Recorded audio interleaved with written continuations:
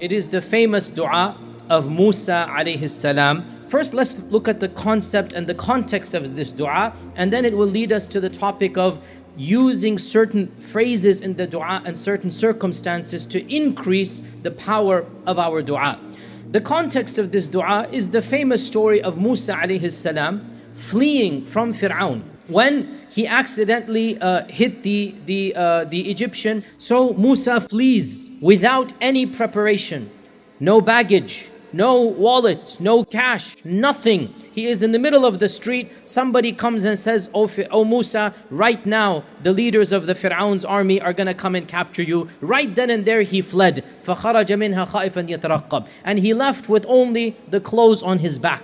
And he didn't even know where he's going. And he goes from town to town, village to village, until he reaches the land of Midian, which is in the Sinai Peninsula. So he goes to Midian. وَلَمَّا وَرَدَ مَاءَ مَدْيَنَ. When he got to the well of Midian, he's thirsty, he wants water, and there's a public well that he can have access to. He hasn't had food, he hasn't drunk for Allah knows how long. When he gets there, he sees a very strange scene. And that scene is a lot of shepherds, young men with their flock, and they're jostling and shoving, fighting one another to get food for their flock, to get water for their flock. And away from them, there are two ladies with a small group of sheep as well. So he says to them, "What is the matter? Ma khatbukuma? What is your story? What are you doing here?" قَالَتَا لَا نَسْقِي. They said, "We as ladies, we can't go into this crowd, this melee of men hustling and bustling. We're not going to jump in there. We have to wait our turn until they finish. There's no water left. Whatever is left, we will get it for our flock.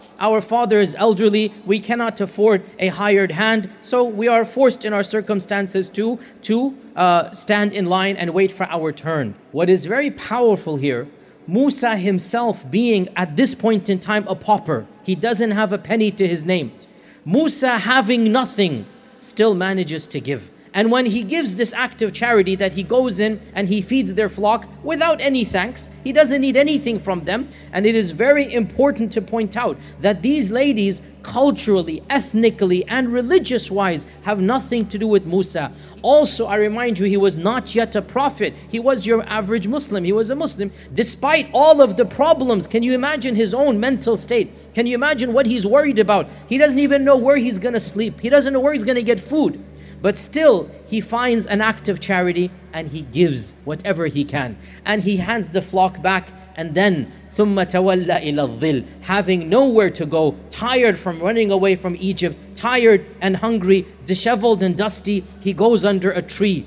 And all alone, from the depths of his heart, he makes this dua. قَالَ رَبِّ إِنِّي لِمَا أَنزَلْتَ إِلَيَّ مِنْ خَيْرٍ فَقِيرٌ. He said, "Oh my Lord, any good that you send down to me, O Allah, I am faqir, I am a beggar, I am muhtaj, I am miskeen, I have nothing, but I want everything you can give me, and I will always be grateful." قَالَ رَبِّ إِنِّي لِمَا أَنزَلْتَ إِلَيَّ مِنْ خَيْرٍ فَقِيرٌ. And this dua, what happened then? Immediately, فَجَاءَتْهُ. The fa means immediately after that. One of these two young ladies came back, shy, awkward. She said, "My father heard what you did. We told him what you did. He wants to thank you. Can you come back with me?" And so he goes back, and within a few hours, he gets a job. He gets a roof over his head. He gets food and drink for many, many years. He gets a career. And to sweeten the deal, he gets a wife as well, mashallah, tabarakallah. Those of you that are single, I joke, stand outside and feed water, and inshallah, we'll make dua for you. Inshallah, it will happen.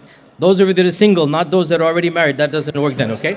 This dua was made after performing a good deed. And this leads us to the topic in Arabic. It is called tawassul. And tawassul means that you use something to make your dua more powerful so that it reaches Allah subhanahu wa ta'ala. So tawassul means you maximize the efficiency of your dua. You add something that will make it more effective.